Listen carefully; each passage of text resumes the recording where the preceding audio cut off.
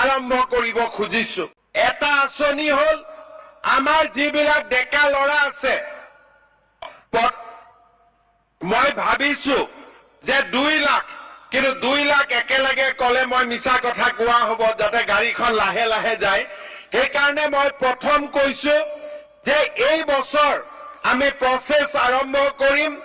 1 লাখ লৰা ছোৱালীক আমি 2 লাখ টকাকৈ সাহায্য দিম, যাতে তেওঁলোকে কিবা নহয় কিবা ব্যবসা আৰম্ভ কৰিব পাৰে।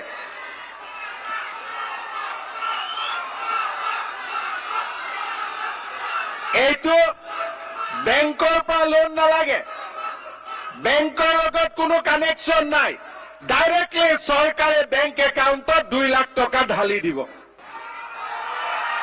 আৰু তাৰ পিছত যেতিয়া আপোনালোকে ব্যৱসায় ভাল কৰিব, তেতিয়া আপোনালোকে বেংকত যাব, আৰু মইতো আশা কৰিম যে ভাল বিজনেছ কৰি আপোনালোকে বেংকৰ পৰা পিছত 10 লাখ 20 লাখ যি লাগে লোন ল'ব। কিন্তু মোৰ ফালৰ পৰা আমি 1 লাখ লৰাক প্ৰথম বছৰ 2 লাখ, আৰু ভগৱানে যদি শক্তি দিয়ে পিছত আৰু 1 লাখ লৰাক আমি 2 লাখ টকাকৈ আমি সহায় কৰিম। শ্ৰদ্ধা ৰাইজ, আমাৰ অসমত 40 লাখ মহিলা গ্ৰুপ আছে, 4 লাখ মহিলা গ্ৰুপত 40 লাখ মহিলা আছে। এই 40 লাখ মহিলাই যদি নিজাকৈ কিবা কাম আৰম্ভ কৰে, আমাৰ অসমত কিমান কাম হ'ব? কোনোবাই ধূপ বনাব, কোনোবাই মৌ উৎপাদন কৰিব, কোনোবাই মুৰ্গী পুহিব, কোনোবাই গাহৰি পুহিব, কোনোবাই গৰু ৰাখিব। যদি এই মহিলাসকলৰ হাতত আমি যদি কিবা এটা টকা দিব পাৰো, তেতিয়াহ'লে এই মহিলাসকলে লাহে লাহে লাহে উৎপাদনমুখী হ'ব পাৰিব।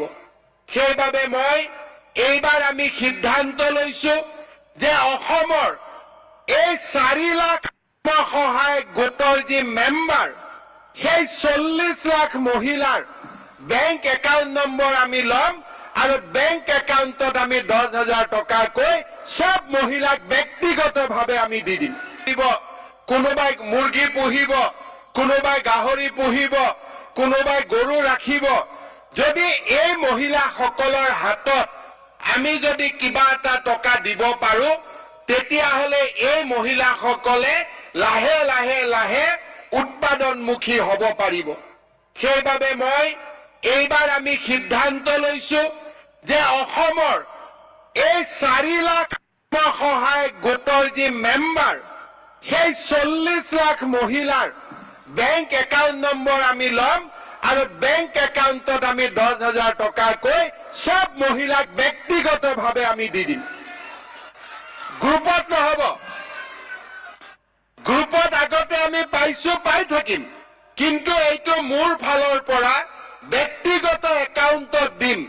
আৰু যি মহিলাই এই ব্যক্তিগত একাউণ্টত 10 লাখ টকালৈ ভাল কাম কৰিব, ভৱিষ্যতৰ দিনত তেওঁলোকক আমি বেংকৰ পৰা আৰু লোন দিম, সাবসিডি দিম, আৰু এই মহিলাই যি বেংকৰ পৰা লোন ল'ব, সুদটো চৰকাৰে দিব, মহিলাই দিব নালাগে, সুদটো চৰকাৰে নিজৰ একাউণ্টৰ পৰা দিব।